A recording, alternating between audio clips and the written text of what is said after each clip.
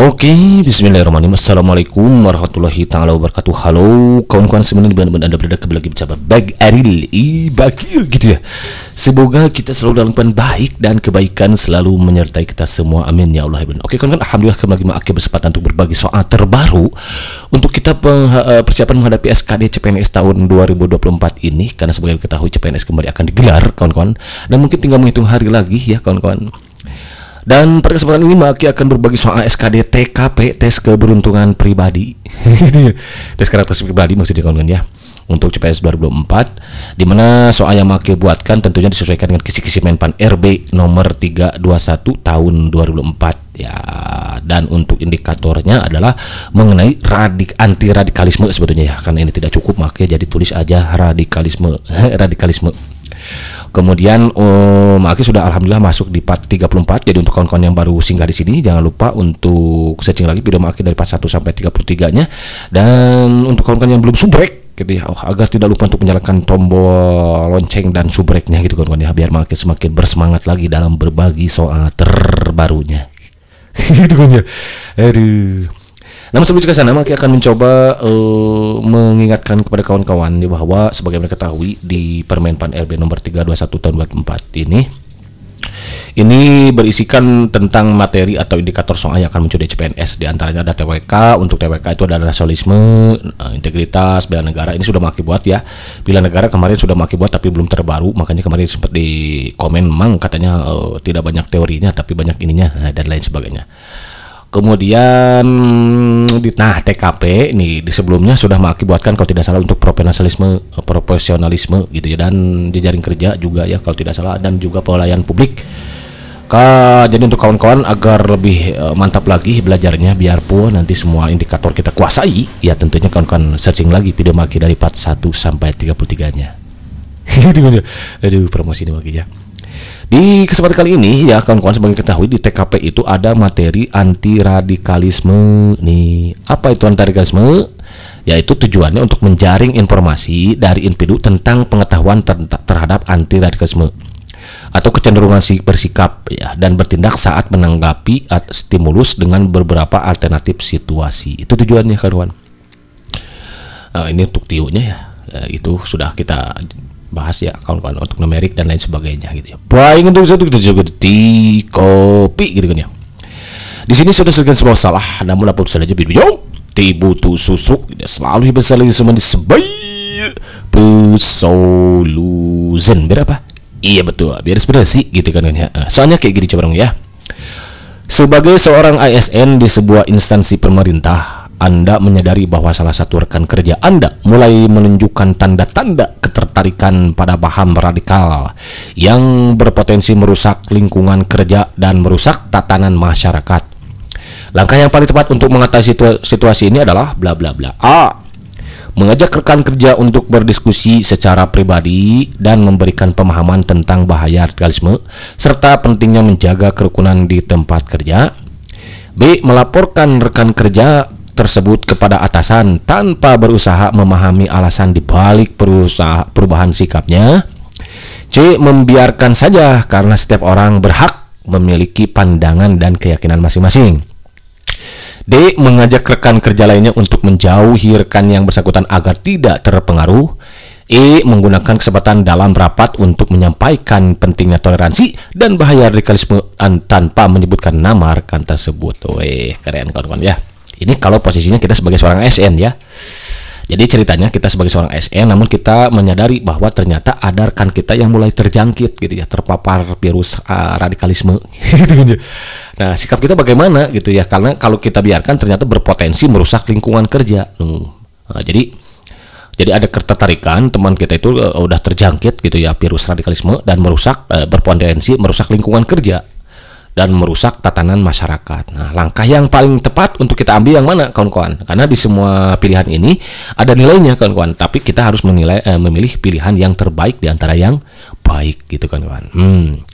Untuk soal ini jawaban yang tepat itu adalah yang A kawan-kawan ya. Jadi opsi yang A ini menunjukkan upaya preventif dan edukatif yang langsung serta personal. Hal ini dapat membantu rekan kerja memahami resiko dan konsekuensi dari radikalisme, sekaligus mempromosikan nilai-nilai toleransi dan kebersamaan tempat kerja. Jadi diingatkan dulu secara pribadi gitu kan nih, mengajak rekan tersebut berdiskusi secara pribadi. Lagian kan di ajaran agama Islam itu juga diajarkan nasihat yang baik itu disampaikan empat mata gitu kan. Jadi kalau nasihat disampaikan di hadapan banyak orang itu bukan namanya nasihat, tapi mempermalukan orang lain, merendahkan orang lain. Jadi kita ajak diskusi dulu, kita nasihati secara empat mata gitu kan ya.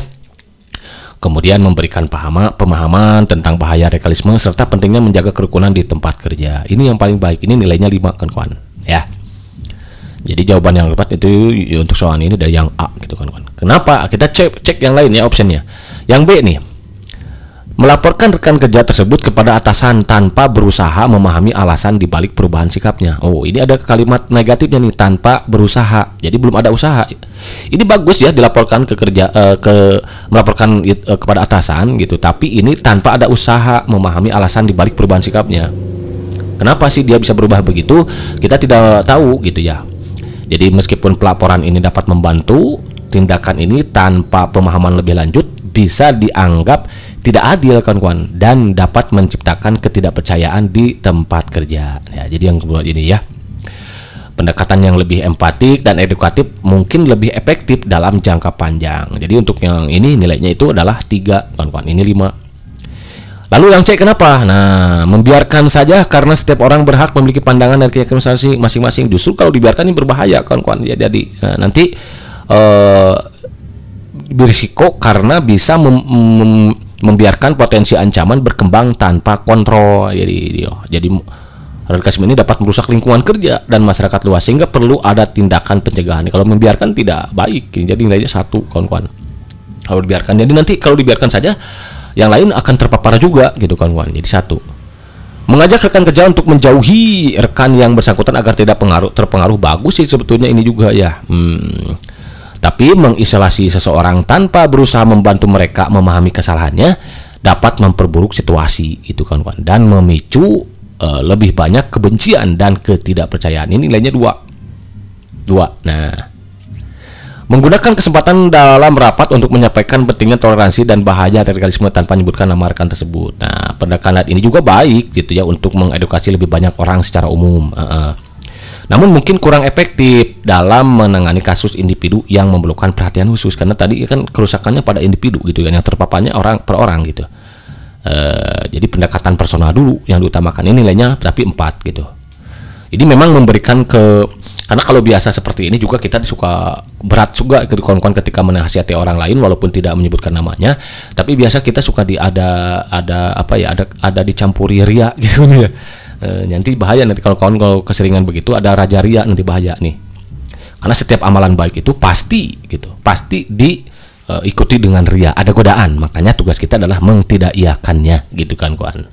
Jadi langkah yang paling bagus adalah menasihati diri sendiri. Kan tidak ada orang yang lain yang tahu, hanya kita ya, kita dengan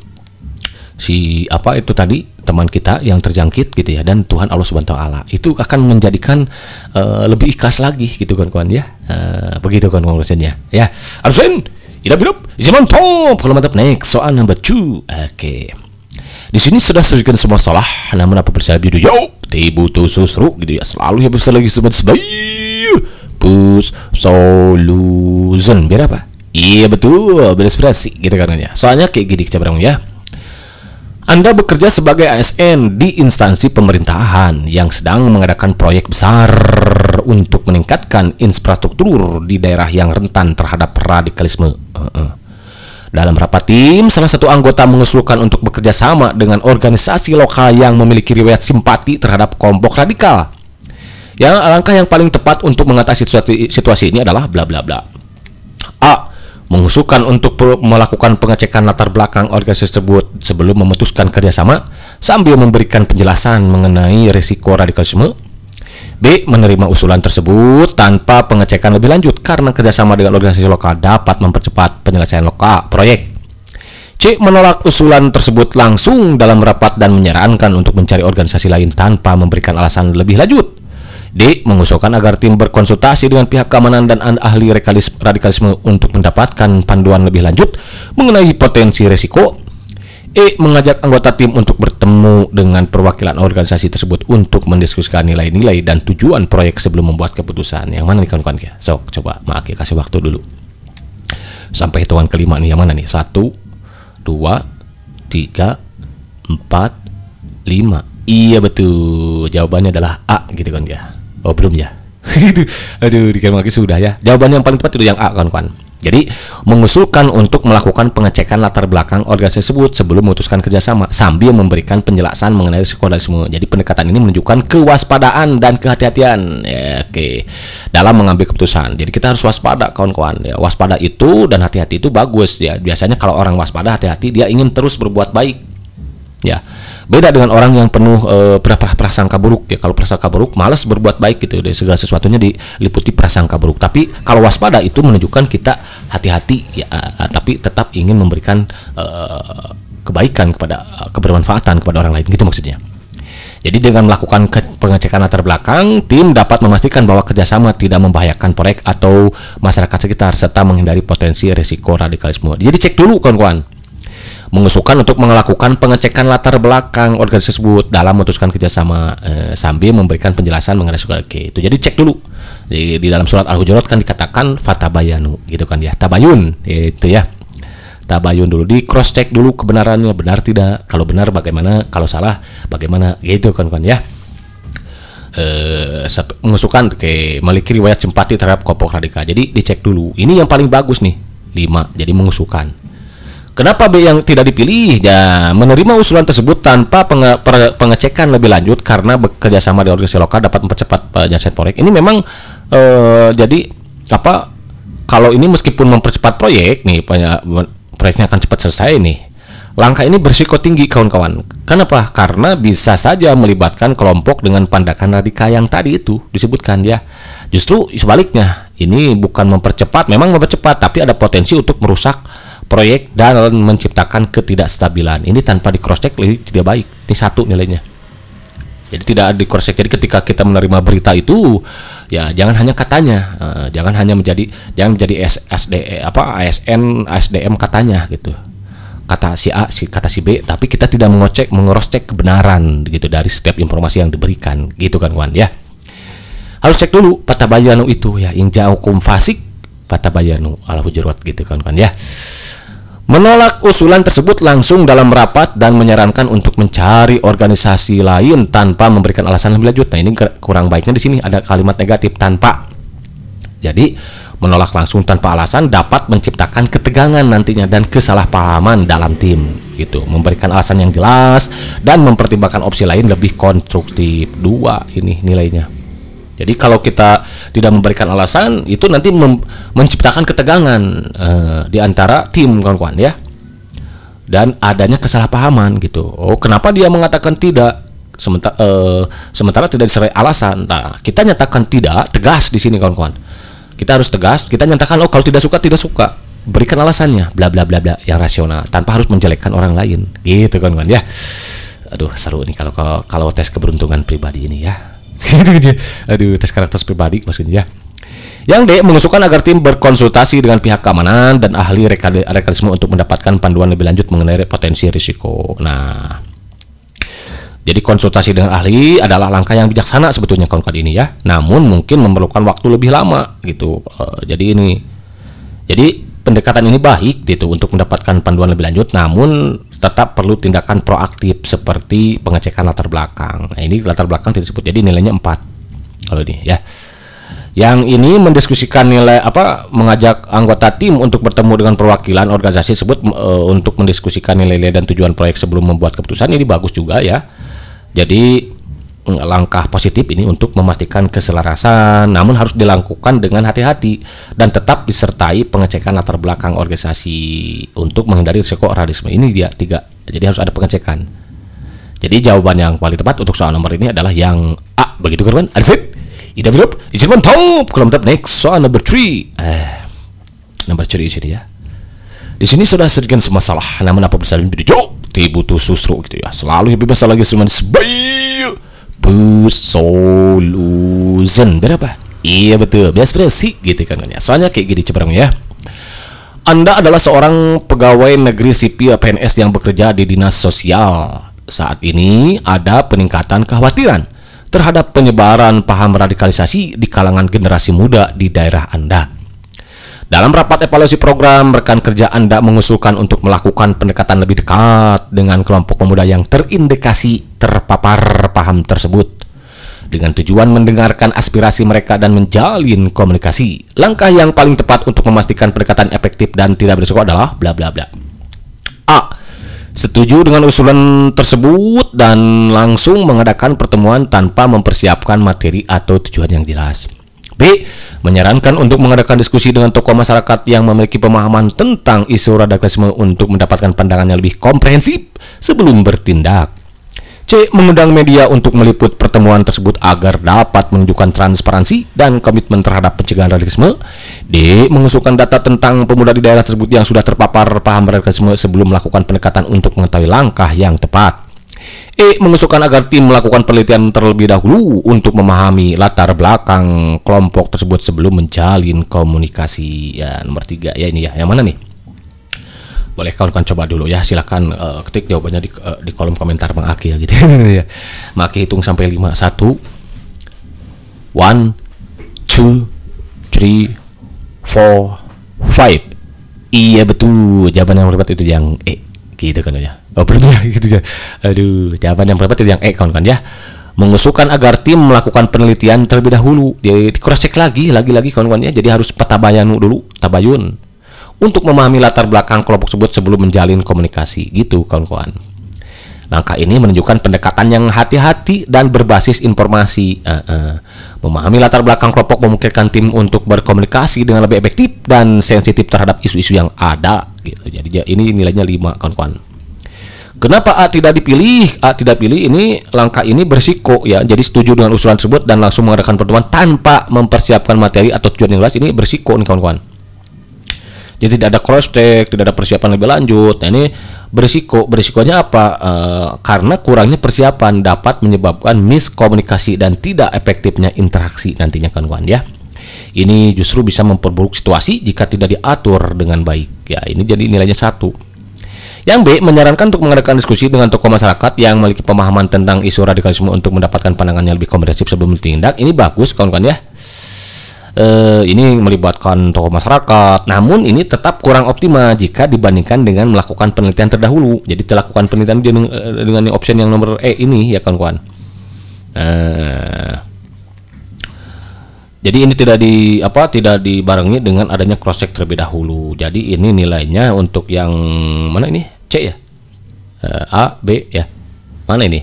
Menyarankan untuk mengadakan diskusi dengan tokoh masyarakat. Oh ini ya. Jadi ini nilainya 4 ya. Jadi 4 ini ya. Bagus sih ini ya, tapi ini kurang didasari dengan adanya penelitian terlebih dahulu gitu kan kawan, yang memberikan dasar yang lebih kuat untuk tindakan selanjutnya. Itu dia. Yang C ini meskipun transparansi penting, di sini ada transparansi ya. Mengundang media dapat mengganggu ketulusan diskusi awal. Gitu jadi kawan. Jadi ingin viral yang tujuannya ya. Ingin pilar. Jadi menggunakan media untuk meliput pertemuan tersebut agar dapat menunjukkan transparansi dan komitmen terhadap pencegahan radikalisme itu bagus sebetulnya. Tapi ini agak sedikit bagaimana ya? Karena tadi itu kata Mak Akia ya, setiap amalan baik itu selalu ada dihinggapi dengan ria gitu kan ya. Jadi ini nilainya yang C ini adalah 3 nih kawan-kawan ya. Oke, 3 nih kawan-kawan. Jadi pendekatan yang lebih fokus pada komunikasi langsung tanpa tekanan media lebih dianjurkan itu tadi ya. Memang transparansi penting gitu, tapi ini takutnya mengganggu ketulusan diskusi. Jadi rasa tulusnya karena ingin viral itu gitu kan kawan ya. Wah berat memang kawan-kawan jadi ASN itu ya, harus tulus, harus ikhlas ya, terbebas dari ria. Jadi benar-benar penuh kesungguhan dan ketulusan gitu dalam melakukan aktivitas dan kebaikan itu kawan-kawan ya. Termasuk Maki juga mungkin belajar gitu ya kawan-kawan untuk memberikan yang terbaik berkawan-kawan itu harus disertai ketulusan gitu, walaupun itu berat gitu kan kawan ya. Aduh, just kidding Maki ya. Yang D, pengumpulan data adalah langkah penting yang ini ya. Ini penting, namun sebaiknya dilakukan bersamaan dengan penelitian untuk memahami konteks yang lebih luas gitu. Mengumpulkan data terus ya. tapi tidak ada penelitian dulu. Nah, ini nilainya 4 sih kawan-kawan ya. Jadi yang paling tepat untuk soal nomor ini adalah dilakukan penelitian dulu, lalu untuk mengumpulkan data gitu kawan-kawan ya. Jadi jawaban yang tepat itu yang E, begitu kan? Arzit. Ida belum, isi mantap. Kalau mantap, next on number 4. Number 4 nih. Di sini sudah sedikit salah, namun apabila saja jauh teboto sosro gitu ya. Selalu hidup lagi di semen sebaik pus solution. Biar apa? Iya betul, biar inspirasi gitu kan ya. Soalnya kayak gini coba dong ya. Baru-baru ini penangkapan seorang pelajar berusia 19 tahun di Batu, Jawa Timur yang terlibat dalam aksi terorisme menyoroti bahaya paham radikal di kalangan remaja. Ini kisah nyata nih kayak. Makanya ambil dari kisah nyata nih kalau tidak salah ya. Melihat fenomena ini sebagai seorang pegawai negeri sipil ASN PNS ya yang bertanggung jawab dalam program pemberdayaan masyarakat, Anda ingin mengambil langkah preventif untuk mencegah radikalisasi di kalangan anak muda. Langkah yang paling tepat untuk mengatasi isu ini adalah apa nih kawan-kawan? A. Mengadakan seminar yang membahas bahaya paham radikal dan cara menghindarinya dengan melibatkan pemuda dan tokoh masyarakat. sorry. Aduh, kurang kopinya makanya kayaknya. B. Mengembangkan program kegiatan kreatif dan edukatif di sekolah-sekolah untuk meningkatkan pemahaman siswa tentang keberagaman dan toleransi. C. Mendorong orang tua untuk lebih memperhatikan kegiatan anak-anak mereka agar tidak terpapar dalam paham radikal. D. Menyebarluaskan informasi mengenai tindakan hukum yang diambil terhadap pelaku terorisme sehingga anak muda menyadari konsekuensi dari tindakan mereka. E. Bekerja sama dengan lembaga pendidikan yang melakukan pengawasan ketat terhadap kegiatan ekstrakurikuler yang berpotensi terpapar radikal. Yang mana nih yang paling tepat kawan-kawan nih? Ayo, maki hitung lagi dari 1 sampai 5 ya. 1, 2, 3, 4. Iya betul kawan-kawan. Jawaban yang tepat itu adalah yang B gitu kan. Aduh, ya belum ya kawan. Aduh, I'm sorry, bisa just kidding ya. Kenapa yang B nih? Kita cek yang B. Mengembangkan program kegiatan kreatif dan edukatif di sekolah-sekolah untuk meningkatkan pemahaman siswa tentang keberagaman dan toleransi ini bersifat proaktif gitu langkahnya ini ya, dan dapat memberikan dampak jangka panjang dengan melibatkan langsung siswa dalam kegiatan positif dan mengajarkan nilai-nilai kebangsaan. Di sini pentingnya. Itu nilainya 5 nih kawan-kawan. Kenapa yang A tidak dipilih ini? Mengadakan seminar yang membahas bahaya paham radikal dan cara menghindarinya dengan melibatkan pemuda dan tokoh masyarakat. Ini bagus kawan-kawan ya. Ini bermanfaat untuk meningkatkan kesadaran, tetapi tidak cukup efektif jika tidak disertai dengan kegiatan yang dapat menarik minat anak muda ini. Jadi dikurang ya. Jadi ini nilainya 4 nih kawan-kawan. Dan juga untuk jangka panjangnya mungkin kurang juga. Kalau seminar kan ya bisa saja sekarang mereka itu termotivasi, terinspirasi gitu kawan-kawan ya. Tapi besoknya lupa gitu kan. Jadi perlu adanya keberlanjutan. Beda dengan mengembangkan program kegiatan kreatif edukatif, ini kan berlanjut programnya gitu kan. Yang C, kenapa tidak dipilih? Nah, mendorong orang tua untuk lebih memperhatikan anak-anak mereka agar tidak terpapar paham radikal, ini bagus ya. Jadi peran orang tua sangat penting, betul. Tetapi hanya mendorong tanpa memberikan panduan konkret dapat membuat mereka bingung tentang langkah yang harus diambil. Ini jadi orang tua bingung gitu. Apa sih? Karena kadang-kadang kan contoh Maki juga sebagai orang tua gitu, kadang lupa gitu apa yang harus dilakukan gitu. Kalau tidak ada panduan harus bagaimana gitu. Tapi beda kalau ada panduan, misalkan dengan ada kalau ada program kegiatan kreatif dan edukatif kan ini tentu ada sosialisasi dulu kepada orang tua siswa gitu dan lain sebagainya. Jadi yang C itu tidak dipilih, nilainya 3 ini kawan-kawan ya. Yang D, menyebarluaskan informasi mengenai tindak hukum yang diambil terhadap pelaku terorisme sehingga anak muda menyadari konsekuensi dari tindakan ini bagus ya. Jadi meskipun menyebarluaskan informasi penting, pendekatan ini lebih bersifat reaktif dan tidak membangun pemahaman yang mendalam tentang keberagaman dan toleransi. Ini 2 nih. Justru mereka akan merasa apa ya kalau ini. Ya anak muda jadi apa nih? Menyebarluaskan informasi mengenai tindakan hukum. Ya ini tadi itu ya. Pendekatan ini lebih bersifat reaktif dan tidak membangun pemahaman. Jadi kurang, mereka pahamnya itu tidak melakukan itu karena takut dihukum gitu ya. Bukan karena tahu bahwa ini itu tidak boleh dilakukan karena dapat merugikan orang lain gitu, dapat merugikan orang lain dan dirinya sendiri gitu. Jadi mereka tidak paham gitu. Nah, yang mereka paham adalah bahwa ini akan menjadi dia akan dihukum ketika melakukan hal tersebut gitu. Ya bagus sih, tapi makanya nilainya 2 di sini. Yang E nih, bekerja sama dengan lembaga pendidikan untuk melakukan pengawasan ketat terhadap kegiatan sekuler yang berprinsip terpadu. Nah, ini juga langkah yang baik, tetapi tidak cukup jika disertai dengan program positif yang dapat menarik minatnya, apalagi hanya ekstrakurikuler saja gitu kan ya, terhadap kegiatan ekstrakurikuler gitu ya. Beda dengan program kegiatan kreatif dan edukatif. Nah, kalau ekstrakurikuler kan kadang-kadang ekstrakurikuler itu seminggu sekali dan sekarang ya, jadi tidak berkelanjutan. Jadi untuk soal ini jawaban yang paling tepat itu adalah yang B, kawan-kawan. Ini nilainya 1 ya. Jadi yang B, itu mengembangkan program kegiatan kreatif dan edukatif di sekolah untuk meningkatkan pemahaman. Jadi kalau siswa sudah paham, enak. Oh, saya tidak boleh melakukan hal demikian. Kenapa? Karena itu di samping merugikan orang lain juga merugikan diri sendiri. Contoh merugikan diri sendiri ya kena hukum tadi, itu kan kawan ya. Begitu kan kawan ya. Jadi jawaban untuk soal nomor 4 ini dari yang B. Gitu kan. Adsen.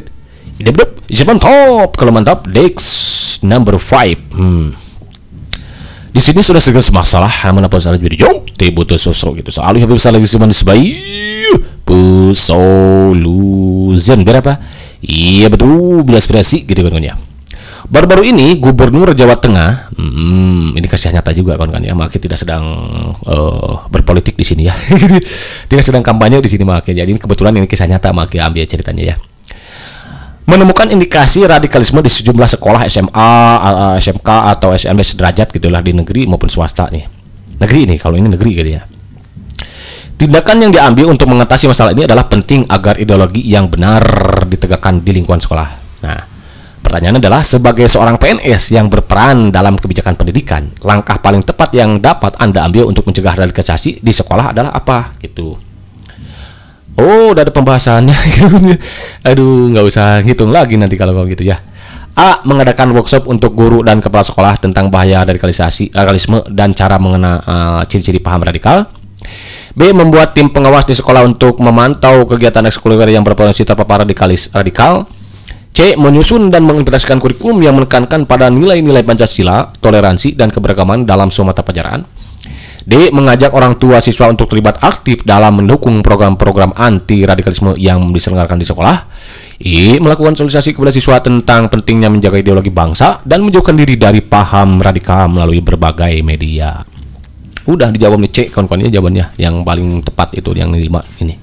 Dari mana? Ini di sini pembahasan udah ada gitu. Aduh, makin lupa nih tadi. Ini adalah langkah proaktif yang akan memberikan dampak jangka panjang dengan membentuk karakter siswa melalui pendidikan yang berbasis pada nilai kebangsaan. Jadi kalau ini kan menyusun, udah disusun, kemudian diimplementasikan kurikulum yang menekankan pada nilai-nilai Pancasila, toleransi, dan keberagaman dalam semua mata pelajaran. Jadi diintegrasikan ke dalam mata pelajaran gitu. Kalau diintegrasikan ke dalam mata pelajaran, maka jelas ini continue kan, SMP 3 tahun, SMA 3 tahun, SD 6 tahun. Wah, Pak Agus ini nanti ya, jadi bagaimana nanti kita akan jadi paham. Oh, ternyata mengintegrasikan nilai-nilai Pancasila ke dalam kehidupan sehari-hari, termasuk di sebuah mata pelajaran, itu hal yang bagus. Ini akan menjadi dampak jangka panjang nih kawan-kawan, dan membentuk karakter siswa. Karena karakter saat ini yang perlu kita bangun. Itulah sebabnya kenapa ada TKP ya, tes karakter statistik pribadi gitu kan ya, bukan keberuntungan gitu kan ya. Gitu ya. Karena karakter itu diciptakan bukan karena beruntungan ya. Jadi diciptakan gitu dari sekolah sejak dini gitu kan ya. Dimulai dari SD, SMP, SMA. Dengan makanya penting untuk kita yang berkecimpung sebagai PNS dan memiliki berperan dalam kebijakan pendidikan itu mengintegrasikan nilai-nilai Pancasila, toleransi, dan keberagaman dalam semua mata pelajaran. Itu dia kan. Lalu kenapa A tidak dipilih? Nah, mengadakan workshop untuk guru dan kepala sekolah tentang bahaya radikalisme dan cara mengenal ciri-ciri paham radikal. Nah, ini belum tentu kan. Guru dikasih workshop dan kepala sekolah, tapi belum tentu diimplementasikan karena tidak diintegrasikan dalam kurikulum. Nah, kalau yang C kan diintegrasikan ya.